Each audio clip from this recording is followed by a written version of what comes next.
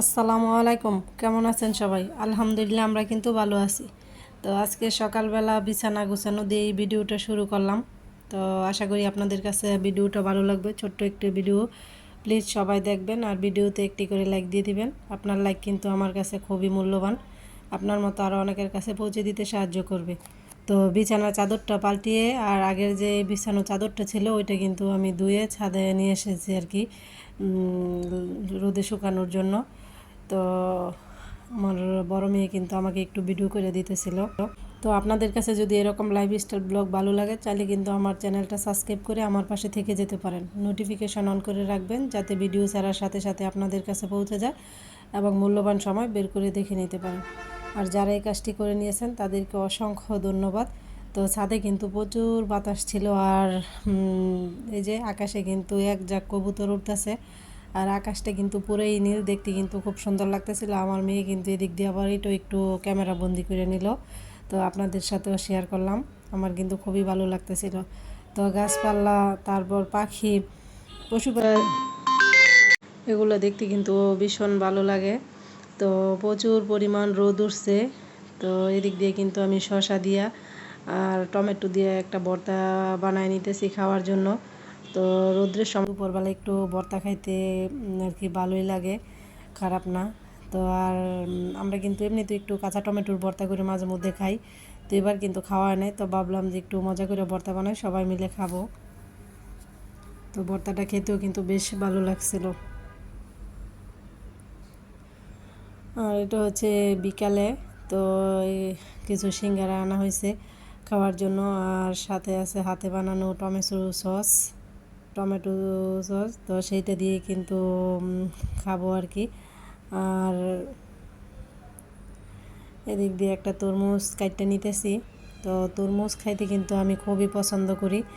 তো কিছু কিছু ফল আছে আমার কাছে কিন্তু খুব ভালো লাগে, আর কিছু কিছু ফল আছে যেটা আমি কোনো দিন না খাইলেও হয়তো বা আমার মনে চাইতো না আর কি খাওয়ার জন্য।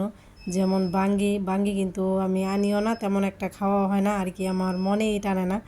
এইটা হচ্ছে বড় কথা, সেই জন্য আনা হয় না। আর তরমুজটা কিন্তু মাঝে মধ্যেই আনি, খেতে ভালো লাগে।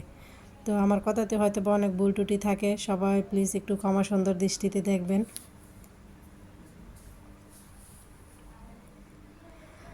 তো আপনারা কারা কারা তরমুজ খেতে ভালোবাসেন?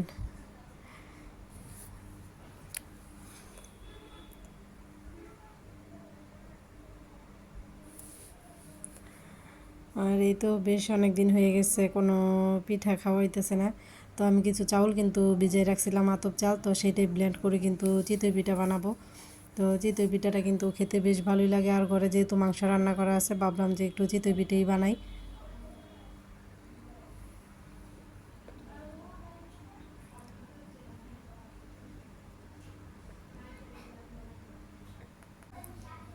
তো আমি কিন্তু চিতই পিঠাটা চাল ব্লেন্ড করেই বানাই আর কি, মেশিন থেকে গুঁড়ি বানাই না, ওইটা আমার কাছে ভালো মনে হয় না আর ভালো লাগেও না। আর আমি যদি ব্লেন্ড করে বানাই তবে কিন্তু আমার পিঠাগুলো খুবই সুন্দর হয়, সেই জন্য কিন্তু ব্লেন্ড করেই বানাই। আর চালগুলো কিন্তু অনেক সময় ধরে ভিজায় রাখতে হয়, নয়তো ভালো হয় না পিঠা।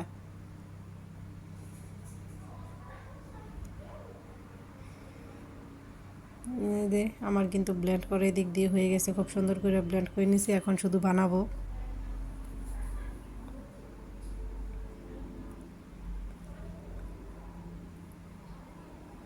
তো এদিক দিয়ে কিন্তু চুলাতে আমি দুইটা তাওয়া বসাই দিছি যাতে তাড়াতাড়ি হয়, যেহেতু গরমের মধ্যে যেন খুব বেশিক্ষণ রান্নাঘরে দাঁড়ায় থাকতে না হয় আর কি।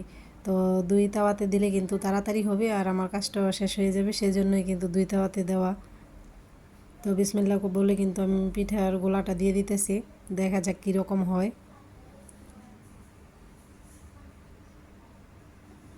তো আশা করি বরাবরের মতো পিঠা সুন্দর হইব, যেহেতু আমার হাতে মাশাল্লাহ পিঠা খুব সুন্দর হয়।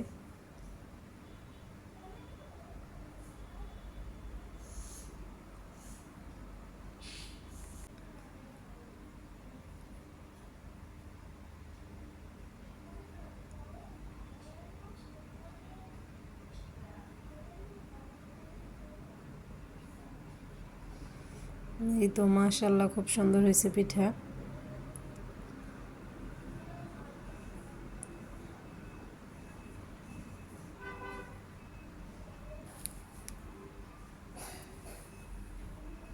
তো সবাই ভালো থাকবেন, আজ এই পর্যন্তই। আল্লাহ হাফেজ। নতুন কোনো ভিডিওতে আবার দেখা হবে।